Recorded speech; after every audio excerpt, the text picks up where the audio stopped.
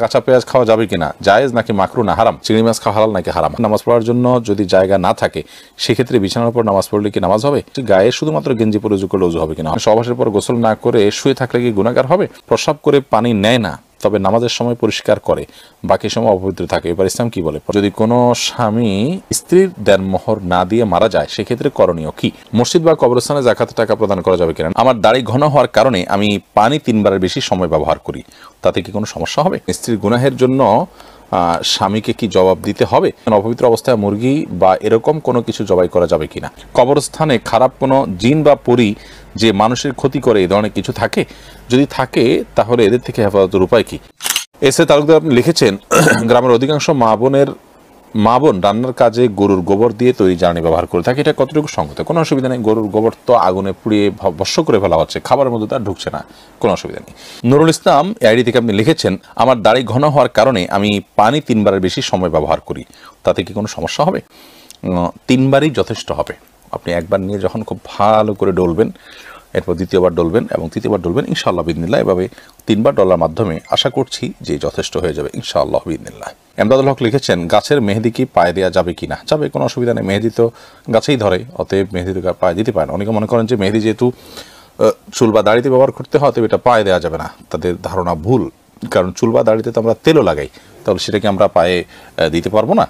Surbin ID থেকে লিখেছেন কবরস্থানে খারাপ কোনো জিন বা পরী যে মানুষের ক্ষতি করে এই ধরনের কিছু থাকে, যদি থাকে তাহলে এদের থেকে হেফাজতের উপায় কি, কবরস্থান বলে কোনো কথা নয়, যেখানে নির্জন জায়গা লোকজনের খুব একটা যাতায়াত নেই এরকম জায়গায় দুষ্ট জিনের প্রভাব বেশি থাকে, সেটা কবরস্থান হতে পারে, সেটা কোনো আপনার কি বলে বন জঙ্গল হতে পারে, সেটা কোনো পরিত্যক্ত ঘর বাড়ি হতে পারে, সেটা অন্য যে কোনো কিছু হতে পারে, যথাসম্ভব এগুলোতে যদি গমন করেন নিজের কাজ সেরে খুব দ্রুত সেরে আসবেন এবং দোয়া ইস্তেগফার এগুলো পড়তে থাকবেন।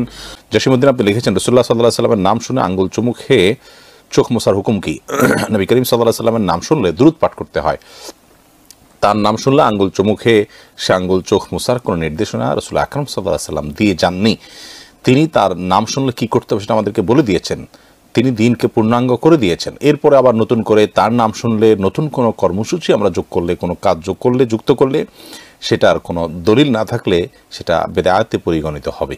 এমনি শাহিন আপনি লিখেছেন পশু বিসমিল্লাহ আল্লাহু আকবার বলে জবে করলে যদি গলা 2 ভাগ হয়ে যায় তাহলে কি খাওয়া জায়েজ হবে, জায়েজ হবে, কোনো অসুবিধা নেই। আমাদের অনেকে মনে করেন যে 2 ভাগ হলে খাওয়া জায়েজ না, এরকম সঠিক নয়, তবে হ্যাঁ ইচ্ছাকৃতভাবে 2 ভাগ করা জায়েজ নয় এবং সুন্নাহ নয়। আনিক হাসান আপনি লিখেছেন অপবিত্র অবস্থায় মুরগি বা এরকম কোনো কিছু জবাই করা যাবে কিনা, কোনো অসুবিধা নেই, করা যাবে, এতে মুরগি খাওয়াও যাবে, কোনো অসুবিধা নেই, অপবিত্র অবস্থায় মুরগি জবাই করা যায়, তবে গোসল ফরজ হলে সেক্ষেত্রে উজু করে নিয়ে কাজগুলো করা ভালো, ওযু ছাড়া করলেও জবে হয়ে যাবে, কোনো অসুবিধা নেই। ইমরুল শিকদার আপনি লিখেছেন বড় গুনাহ থেকে বাঁচার জন্য ছোট গুনাহ করা কতটুকু যুক্তিযুক্ত, বড় গুনাহ থেকে বাঁচার জন্য ছোট গুনাহ কেন করবেন, যদি ব্যাপারটা এরকম হয় যে কোনো একটা পথ আপনাকে বেছে নিতে হচ্ছেই তাহলে সেক্ষেত্রে আপনি ছোটটা বেছে নিলেন, যদি আপনি বাধ্য হন দুইটার কোনো একটা পথে অবশ্যই যেতে, আর যদি সুযোগ থাকে ছোট গুনাহ এবং বড় গুনাহ দুইটাই পরিহার করার তাহলে সেটাই করতে হবে।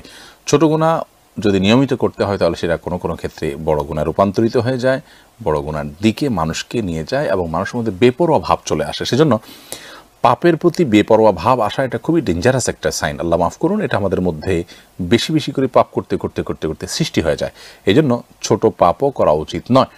বড় গুনাহ থেকে বড় গুনাহ এবং ছোটো গুনার মধ্যে আপনি যদি চিন্তা করেন যে আচ্ছা আমি ছোটোটা করলাম বড়টা ছেড়ে দিলাম, মানে অন্তত কিছু একটা নিয়ে আমি থাকলাম তবে মেইনটা আমি করলাম না, তাহলে এটা কিন্তু পরিপূর্ণ আল্লাহর আনুগত্যের কথা হলো না। আল্লাহর আনুগত্যের কথা হলো বড় ছোট সব ধরনের পাপ থেকে আপনি বেঁচে থাকার চেষ্টা করবেন।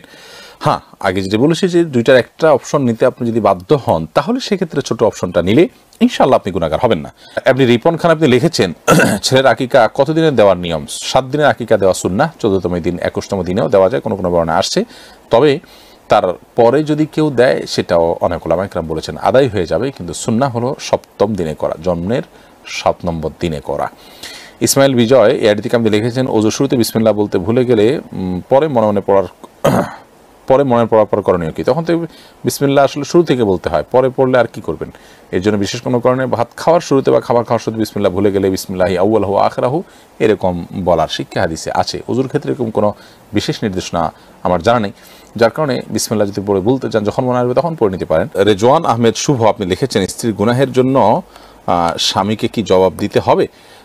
স্ত্রীর গুনাহের জন্য স্বামীকে জবাবদিহি করতে হবে যদি সেখানে স্বামীর কোনো প্রকার ত্রুটি থাকে, স্বামীর কোনো প্রকার বিচ্যুতি থাকে, কোনো প্রকার গাফিলতি থাকে। আর যদি স্বামীর কোনো গাফিলতি না থাকে বা এখানে স্বামীর আসলে বিশেষ কোনো কারণে এটা একান্তই তার ব্যাপার, তাহলে সেজন্য স্বামী জবাবদিহি করতে হবে না। স্বামী অ্যাজ এ অভিভাবক তার কারণে যদি স্ত্রী পাপের দিকে যায়, তাহলে সেটার জন্য তিনি যেহেতু দায়ী, তিনি যেহেতু কারণের ভূমিকা পালন করেছেন বা তার মাধ্যমে হয়েছে, এই জন্য তিনি অবশ্যই জবাবদিহি করতে হবে যদি এরকম হয়। যেমন ধরুন স্ত্রী বেপর্দায় চলে, স্বামী তাকে বেপর্দা চলতে উৎসাহিত করে বা স্বামী পছন্দ করে, এরকম যদি হয় তাহলে স্বামীও গুনাহগার হবেন, স্ত্রী তো গুনাহগার হবেনি। আর যদি তিনি নিজে কোনো গুনাহ করেন যে গুনাহতে স্বামী সন্তুষ্ট নন, পরবর্তীতে বিরোধ থাকার চেষ্টাও করেছেন, তাহলে সেক্ষেত্রে স্বামীর কোনো দায় নেই। হারিয়া তাসিন আপনি লিখেছেন, মসজিদ বা কবরস্থানে জাকাতের টাকা প্রদান করা যাবে কিনা? না, মসজিদ বা কবরস্থানে জাকাতের টাকা দেওয়া যাবে না। জাকাতের টাকা গরিবের হক, এটা তাদেরকে দিতে হবে। তারা আপনার নিজেরা তাদের যেটা খুশি সেটা করবেন, তাদের অভাব অনটন দূর করবেন, দারিদ্র্য বিমোচন করবেন। কিন্তু কবরস্থান বা আপনার মসজিদ এটা তো গরিব ধনী সবার জন্য উন্মুক্ত, বিধায় এখানে দেওয়া যাবে না। তাছাড়া জাকাতের টাকা গরিবকে মালিক বানিয়ে দিতে হয়, এরকম জনকল্যাণমূলক সবাই সেখান থেকে উপকৃত হবে, কেউই মালিক নয়, এরকম করার সুযোগ নাই। বিশেষ করে ধনী গরিব সবাই ভোগ করার সুযোগ আছে, এরকম জায়গায় জাকাতের টাকা দেওয়া যায় না, অর্থাৎ কবরস্থান মসজিদে জাকাতের টাকা দেওয়া যাবে না। হৃদিতা আহমদ আপনি লিখেছেন, যদি কোনো স্বামী স্ত্রীর দেনমোহর না দিয়ে মারা যায়, সেক্ষেত্রে করণীয় কি? কোনো স্বামী যদি আল্লাহ না করুন স্ত্রীর দেনমোহর দেওয়া ছাড়া মৃত্যুবরণ করেন, তাহলে সেক্ষেত্রে তিনি স্ত্রীর কাছে দায়ী থাকা অবস্থায় মৃত্যুবরণ করলেন, অর্থাৎ কিয়ামতের ময়দানে এই দায় তাকে পরিশোধ করতে হবে আল্লাহর দরবারে। বিধায় এটা খুবই ভয়াবহ বিষয়, এটা জীবদ্দশার সাথেই সুরাহা করে ফেলা উচিত। তারপরে যদি স্বামীর মৃত্যুর পর স্ত্রী যদি মাফ করে দেন, সেটা ভিন্ন কথা। জান্নাতুল ফেরদাউসী লিখেছেন, প্রস্রাব করে পানি নেয় না, তবে নামাজের সময় পরিষ্কার করে, বাকি সময় অপবিত্র থাকে। এবার ইসলাম কি বলে? প্রস্রাব করে যদি পানি না নেয় আর পেশাবের নাপাকি যদি কাপড়ে লাগে এবং বারবার করতে করতে অনেক অংশে লেগে গেছে, তাহলে সেক্ষেত্রে সে পোশাক পরিবর্তন করে নামাজ পড়তে হবে।